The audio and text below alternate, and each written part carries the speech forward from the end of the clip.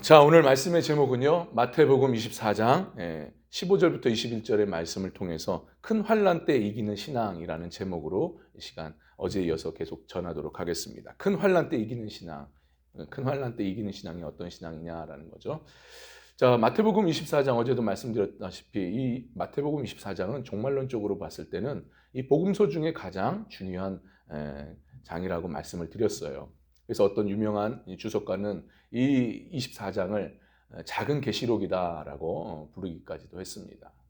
자, 그런 의미에서 우리가 마태복음 24장 15절부터 21절까지 우리가 보았는데 우리가 본 이 본문의 내용은 우리가 어저께도 말씀을 드렸지만 이제 앞으로 정말 큰 환난 때가 이제 닥쳐지게 되는데 그 환난 때 그 어려운 상황 속에서 어떻게 하면 이기는 신앙으로 그 환난을 극복하며 나아갈 수 있는가라는 부분에 대해서 지금 예수님께서 말씀하신 내용이라고 어제 전했습니다.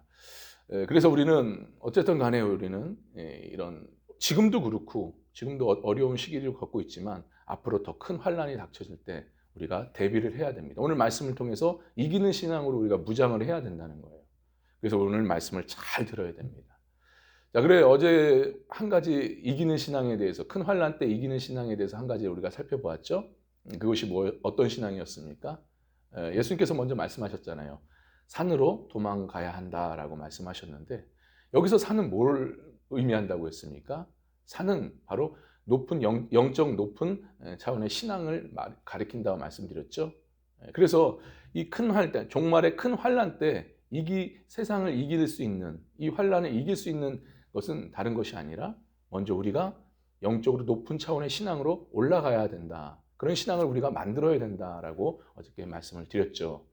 자, 그러면 여러분 이 영적으로 높은 차원의 신앙이 어떤 신앙입니까?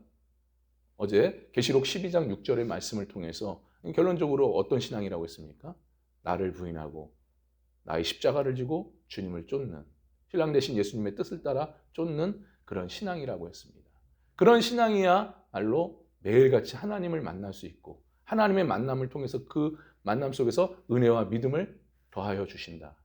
그래서 그 주시는 은혜와 믿음을 통해서 그 환난을 이겨낼 수 있다라고 어제 말씀을 전했습니다.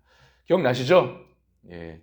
자, 어제 여기까지 전했고요. 오늘도 한 가지만 말씀드리고 마치려고 합니다. 큰 환난 때 이기는 신앙. 어떤 신앙이냐? 두 번째입니다. 지붕 위에 있는 자는 물건을 가지러 가지 말아야 된다라고 예수님께서 말씀하십니다. 지붕 위에 있는 자, 그 사람은 집 안에 있는 물건을 가지러 내려가면 안 된대요. 자, 17절의 말씀 우리가 보았지만 다시 한번 우리가 받겠습니다. 17절입니다. 시작. 지붕 위에 있는 자는 집 안에 있는 물건을 가지러 내려가지 말며 라고 말씀하십니다. 자, 여기서 집안은 뭘 의미하느냐? 바로 세상을 의미합니다. 세상을 말하는 거예요. 그러니까 마지막 때, 이 정말 큰 환난 때 세상살이에 대해서 너무 마음 뺏기며 살면 안 된다라는 그 말씀이에요. 다시 말해서 이제 종말의 큰 환난 때 이기는 신앙이 어떤 신앙이냐? 바로 세상에 마음 뺏기지 않는 신앙이다라고 말씀하십니다. 우리는 세상에 마음 뺏겨서는 안 돼요. 세상이 마음 뺏기는 순간 우리는 신앙의 자리에서 멀어지게 됩니다. 사실 오늘 이 말씀은 앞서 어저께도 말씀드렸다시피 예루살렘이 로마로부터 멸망당하는 그 예수님의 예언의 그 배경에서 나온 말씀이에요. 그래서 우리는 여기서 뭘 볼 수가 있느냐? 이제 예루살렘이 이제 멸망당하는 그 임박한 상황, 그리고 더 이상 구원의 기회가 주어지지 않는다는 그런 긴박한 아주 촉박한 그런 상황들을 우리가 보게 되는 거죠. 당시 유대인들이 사는 이 집들 구조를 보면 이 지붕이 평평한 구조였었습니다.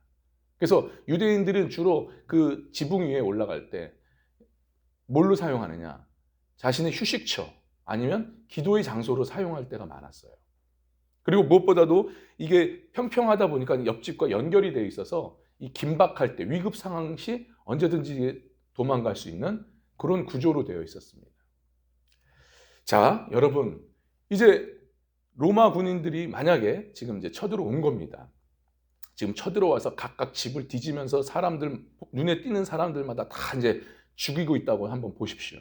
그런 상황이다라고 한번 생각해 보십시오. 자, 그렇다면 우리는 어떻게 해야 되겠느냐라는 거예요. 여러분, 지금 막 로마 군인들이 쳐들어와가지고 예루살렘 성을 완전히 포위해가지고 막 총 공격을 합니다. 함락시키려고. 그래서 눈에 띄는 사람마다, 보이는 사람마다 가차없이 그냥 다 죽이고 있어요. 자, 이런 상황 속에서 그럼 우리는 어떻게 해야 되겠느냐? 그런 상황에 놓여졌다면. 우리가 그럼 지붕 위에서 집 안으로 내려가서 그래도 금은보화가 집에 있는데 그거 좀 챙겨가지고 가야지 하는 마음으로 지금 그걸 챙기러 내려가야 되겠는가라는 거예요. 어떻게 해야 되겠습니까? 자, 그래서 이 유명한 주석가 이 바클레이라는 사람은 이 부분에 대해서 이렇게 얘기합니다. 그리스도냐 아니면 세상이냐라는 것을 지금 선택을 요구하는 말씀이다. 이 말씀이야말로 그것을 우리에게 가르쳐주고 있어요. 그러니까 이는 참으로 맞는 말씀이잖아요. 지금 적군에게 잡히면 죽는 거예요. 바로 죽는 거예요. 지금 막 로마 군인들이, 병정들이 막 각 집안에 들어와서 막 보이는 거 족족마다 가져가고 죽이고 하는 이런 상황인데, 내가 지붕에서 지금 내려가서 집안에 있는 물건을 챙겨갔다? 그럼 바로 죽는 거예요. 생명이 끊어지는 거죠. 그러니까 생명보다 더 귀중한 건 없지 않습니까? 내 생명부터 챙겨야 되는 거 아니겠습니까? 그러니까 종말 때에 큰 환란이 닥칠 때 즉시로 예수님을 영접한 믿음을 가져야지, 그러지 않고서는 예수님 오실 때 심판을 받는다. 그냥 세상 것에 연연하고 세상 것에 마음 뺏기고 그냥 세상 일에 그 일에 연연해가지고 세상 것을 챙기다 보면은 그냥 끝나는 거예요. 이것은 오늘 우리 생활과 신앙생활과 마찬가지입니다. 신앙생활도 똑같아요. 우리가 예수님 맞이할 준비를 하지 않고 신랑 대신 예수님이 오신다고 했는데 그 예수님의 신부로서 주님을 맞이 않는 거룩한 이 신앙으로서 우리가 무장하지 않으면, 그래서 여전히 세상 것에 빠져서 세상 것이 전부인 양, 세상 것에 연연하여 그냥 세상 일에만 치우치며 살아간다면 신랑 대신 예수님께서 직접 오실 때 어떻게 되겠느냐? 끝나는 거예요. 끝나는 거예요. 마치 누구처럼요? 미련한 다섯 처녀처럼 기름 준비 못해서 혼인잔치에 못 들어가 버립니다. 그처럼 억울한 일이 어디 있겠어요? 이런 일이 벌어진다는 말씀이에요. 그래서 예수님께서는 오늘 본문의 말씀을 통해서 뭐라고 말씀하셔요? 너희는 지붕 위에 있는 자들은 결코 어디로 내려가지 말라? 물건을 가지러 집으로 내려가지 말라는 말씀이에요. 이것은 곧 세상 것에 마음 뺏겨서는 안 된다. 너희들이 세상 것에 마음 뺏기는 신앙이 되어서는 안 된다라고 말씀하십니다. 물론 이거에 대해서 오해는 하지 마십시오. 또 어떤 사람은 그렇게 생각을 합니다.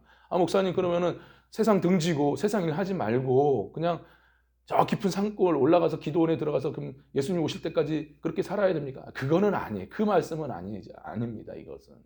이것은 우선순위의 문제예요. 너희들이 이 땅 가운데 사는 데 있어서 너무 세상 것에 빠지다 보니까 실제적으로 너희들이 해야 될 일을 지금 놓치고 있다라는 거예요.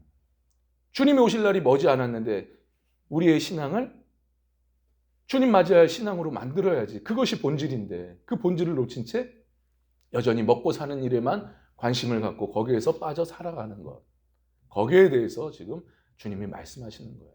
그래서 세상 것에 대한 미련을 갖는, 세상살이에 대해서 너무 마음을 쏟는 그러한 신앙을 가지지 말라라고 지금 말씀하고 계십니다. 자, 그렇다면 여러분, 이러한 세상에 빠지지 않는 신앙을 갖기 위해서는 어떻게 해야 됩니까? 우리가 어떻게 해야 되냐고요. 그래서 어저께 말씀하시는 그 말씀, 영적 높은 차원의 신앙을 가져야 된다. 올라가야 된다. 산으로 올라가야 된다. 이 말씀이에요. 여러분, 영적 높은 차원의 신앙이 뭐겠습니까? 나를 부인하고 나의 십자가를 지고 주님을 쫓는 거예요.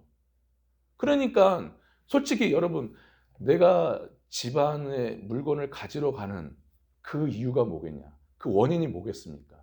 내 안에 있는 탐심이잖아요. 여전히 세상 것에 목말라 하고 세상 것에 빠져 사는 이유가 뭐겠습니까? 내 안에 있는 욕심과 탐심, 이기심이에요.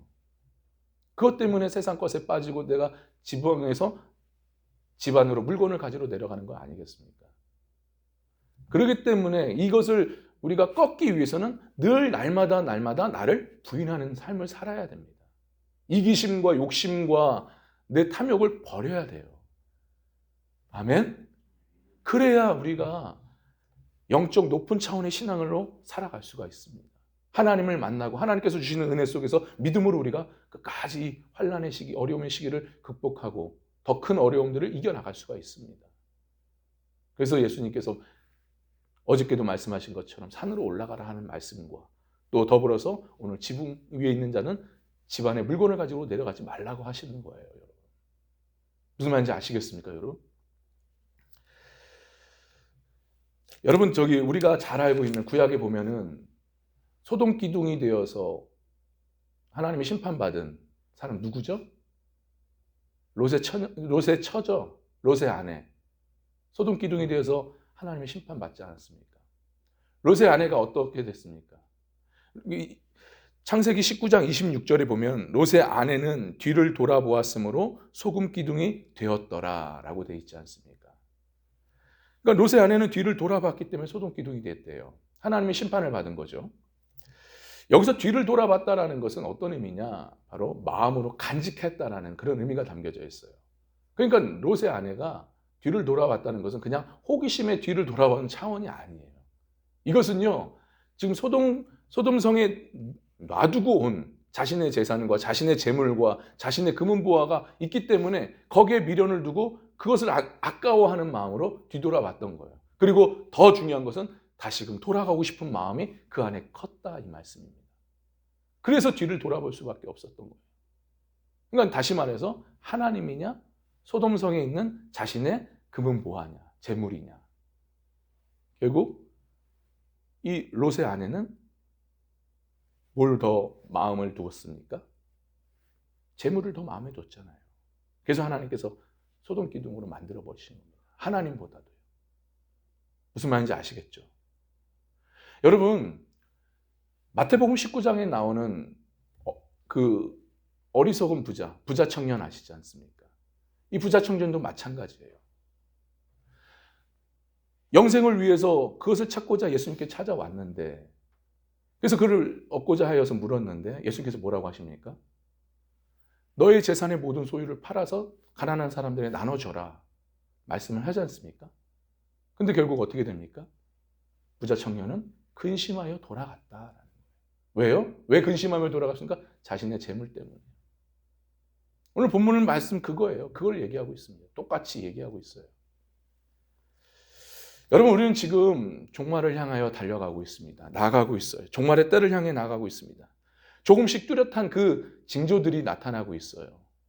어제 계속해서 우리가 살펴봤던 이 종말 때에 나타나는 현상들이 하나하나 조금씩 뚜렷하게 나타나고 있다니까요. 언제, 어느 순간에 예수님이 오실지 우리는 모릅니다. 그러니 우리는 어떻게 살아야 됩니까? 우리는 항상 영적인 높은 차원의 그 신앙을 가지면서 우리는 살아야 돼요. 그래서 더 이상 우리가 세상 것에 마음 뺏기지 않도록, 집안에 있는 물건을 가지러 가지 않도록 우리가 우리의 신앙을 지켜나가야 됩니다. 여러분, 이 말씀을 그냥 한 귀로 듣고 한 귀로 흘리시면 안 됩니다. 여러분, 정말 중요해요. 이거는 어떻게 보면 하나님께서 우리에게 주시는 기회의 말씀들이에요. 이거는. 그러니까 무겁게만 생각하지 마시고 오히려 앞서 말씀드린 것처럼 기회를 주시는구나. 나에게 신앙을 점검할 수 있는 기회를 허락하시는구나. 그래서 감사하면서 내 신앙을 주님을 맞이할 수 있는 마지막 때를 준비할 수 있는 신앙을 만들어야 된다니까요. 아멘? 여러분, 귀 있는 자는 들을지어다입니다. 진짜. 하여튼 하나님의 여러분 은혜가 있길 바랍니다. 어쨌든 간에 여러분, 우리는 영적 높은 차원의 신앙을 가지면서 더 이상 세상 것에 마음 뺏기지 말고 집안으로 있는 물건을 가지러 내려가서는 안 돼요. 지혜로운 다섯 처녀처럼 우리는 기름 준비해야 될 줄 믿습니다. 기름 준비하면서 주님을 맞이할 준비를 하셔야 돼요. 그래서 신랑이로다 할 때 우리는 기쁨으로 주님을 맞이해야 됩니다. 그것이 진정한 축복 아닙니까? 이것이 진정한 축복이에요. 축복은 종말론적인 축복입니다. 세상 것이 주어지는 것이 축복이 아니에요. 그건 잠시 있다가 없어질 뿐이에요. 그것을 얼만큼 관리하고 하나님을 위해서 썼느냐, 그리고 마지막에 하나님께 인정을 받느냐, 그게 진정한 축복입니다. 그것을 아시고 아무쪼록 이런 은혜가 마지막 종말 때 우리가 걸어가는 성도로서 우리의 신앙 가운데, 신앙생활 가운데 이러한 은혜가 변함없이 우리에게 주어져서 정말 끝까지 믿음의 길을 걸어가고 천국길을 걸어가고 주님을 맞이할 수 있는 우리의 신앙 상태 세워질 수 있는 은혜가 되기를 주님의 이름 간절히 축원합니다. 다시 한번 주님의 이름을 간절히 축원합니다. 기도합니다.